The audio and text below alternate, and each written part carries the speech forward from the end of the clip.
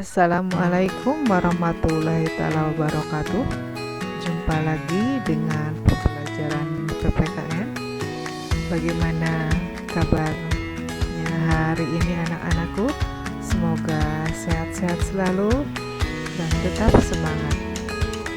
Baiklah, untuk pertemuan kali ini kita masih membahas tentang bab 5, yaitu Sumpah Pemuda dalam Bingkai Bhinneka Tunggal Ika. Untuk pertemuan kali ini kita akan mempelajari subbab, yaitu bagian B, memaknai semangat kejuangan pemuda dalam perjuangan kemerdekaan Republik Indonesia. Memaknai semangat perjuangan pemuda dalam perjuangan kemerdekaan Republik Indonesia. Mari kita mulai dari apa itu pemuda. Menurut Kamus Bahasa Indonesia, pemuda adalah orang muda laki-laki.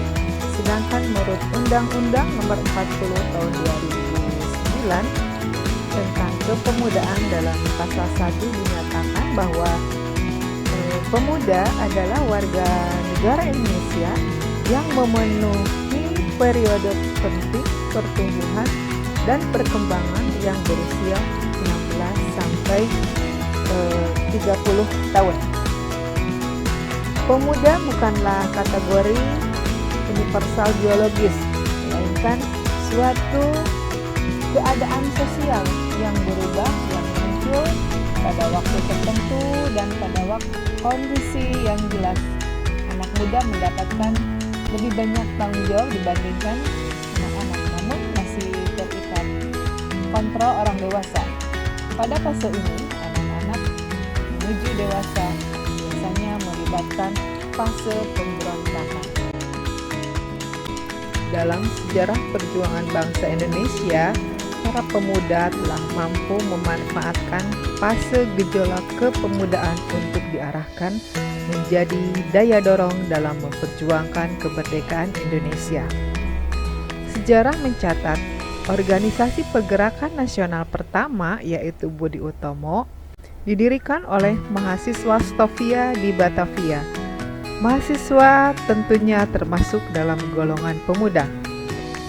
Gelora untuk berjuang juga diwujudkan dalam bentuk organisasi pemuda lainnya seperti Young Japa, Young Celebes, Young Sumatranenbon, yang pada akhirnya sampailah pada kebulatan tekad para pemuda untuk bersatu dalam ikrar Sumpah Pemuda.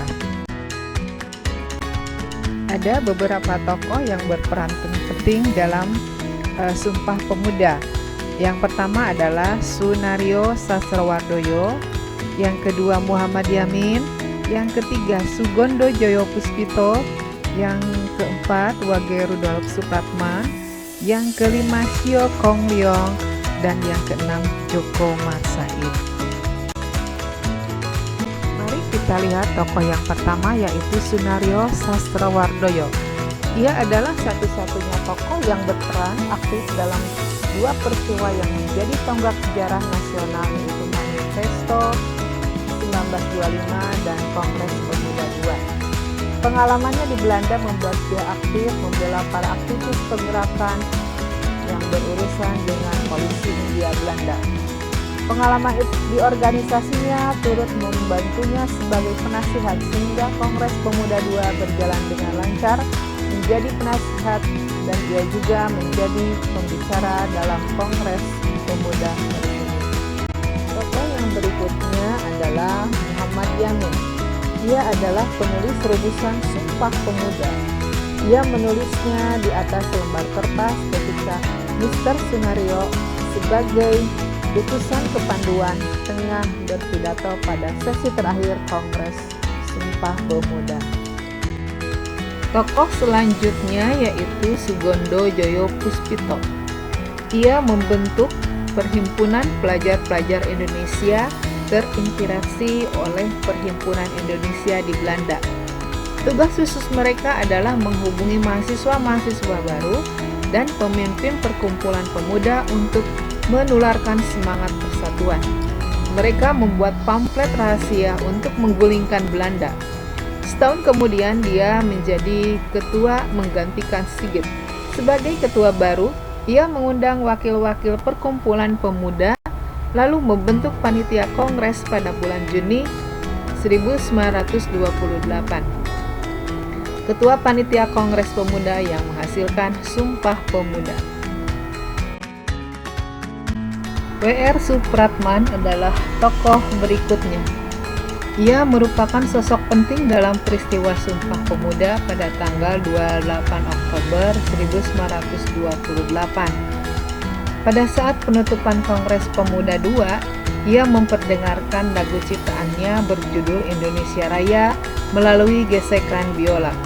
Semua peserta kongres yang hadir menyambutnya dengan luar biasa, serta memberikan ucapan selamat.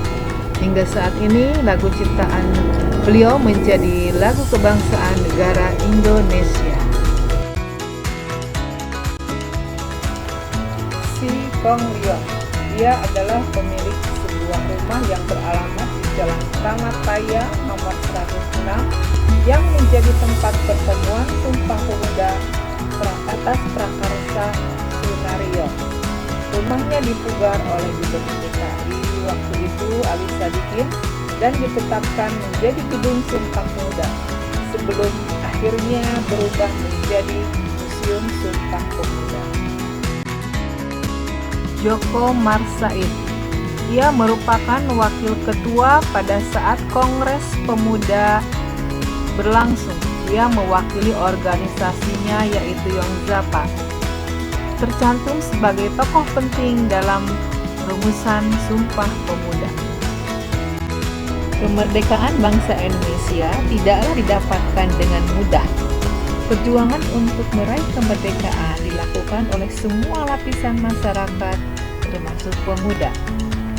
Pemuda bahkan menjadi pejuang terdepan dalam menghadapi Belanda.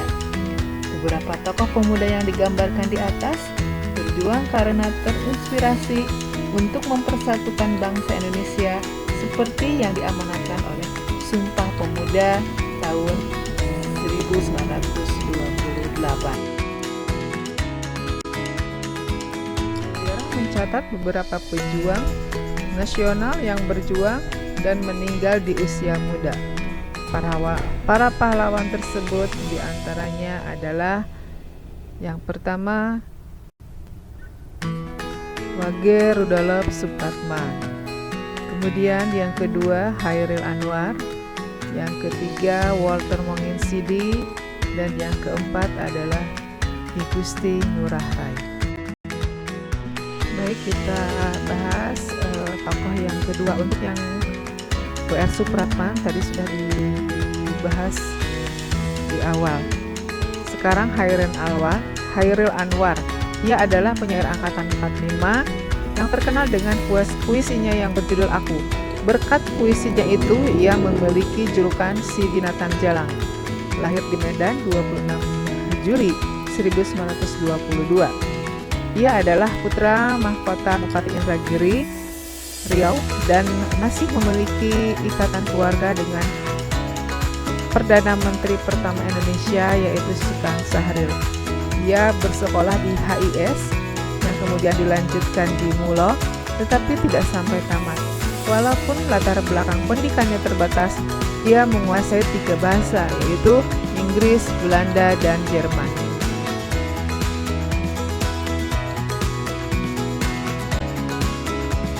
Yang berikutnya adalah Walter Monginsidi. Ia merupakan pahlawan nasional Indonesia yang ikut memperjuangkan kemerdekaan Indonesia. Lahir di Manado pada tanggal 14 Februari 1925 dan wafat di usia 24 tahun. Semangat juangnya muncul karena melihat penjajahan di bumi pertiwi yang tiada berkesudahan dan makin merajalela. Ia banyak menulis rangkaian kata penuh makna yang menunjukkan kesetiaannya terhadap ibu pertiwi. Raga boleh mati, tetapi perjuangan jalan terus. Jangan takut melihat masa yang akan datang.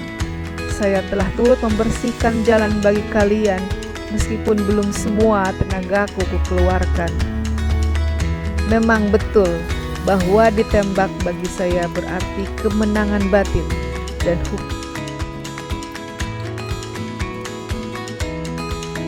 hukuman apapun tidak membelenggu jiwa.